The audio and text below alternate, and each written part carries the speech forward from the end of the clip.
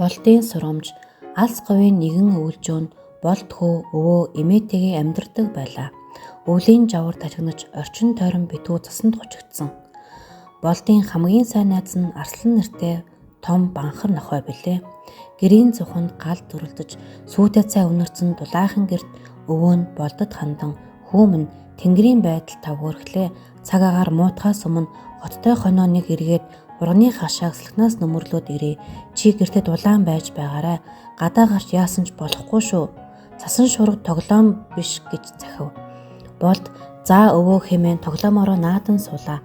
Цас улам ширүүсэж салхины эсгэрээ чангарч эхлэв. Гинэт болдын толгойд өчигдөрхөн төрсөн бяцхан ам цагаан хурган санаанд нь оров. Хөөрхийн амьтан дайрч байгаа байхдаа би хурдхан гүгээд хургаад улаан хэвтэрт нь оруулаад ирээ. Өвөө ирэхээс өмнө амжина гэж бодов.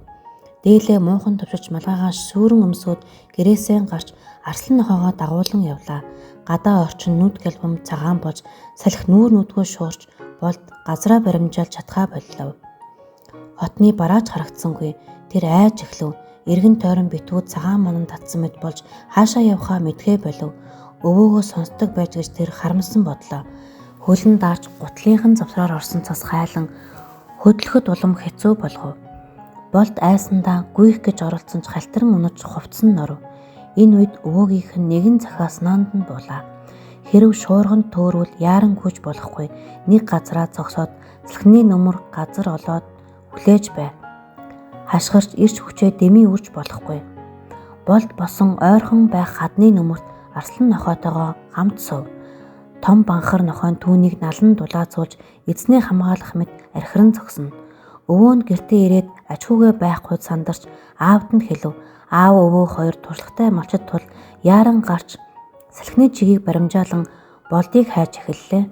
Арслан нохооны үлдээсэн мөр тэдэнд тус болов.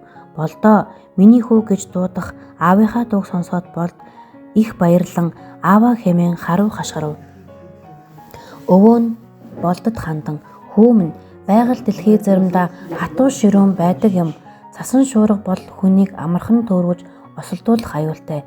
Хэрв чи төөрөөдгүйгээд явсан бол олоход улам хэцүү болох байлаа. Нэг газараа хүлээсэн нь маш зөв үйлдэл байлаа. Гэхдээ хамгийн чухал нь анханасаа аюултай үед гадаа гарч болохгүй гэдгийг хизээж мартаж болохгүй шүү гэж сургалаа. Болд нүдэндээ нулимстай уушлаарай өвөө. Би дахиж хизээж та нарын үгнээс зөрөхгүй гэж хэлв. Тэр өдөр болд цасан шуурга, цас, шавар шалбаагтай үед хэрхэн аюулгүй байх талаар насан туршийн үнэтэй сургамж авсан юм.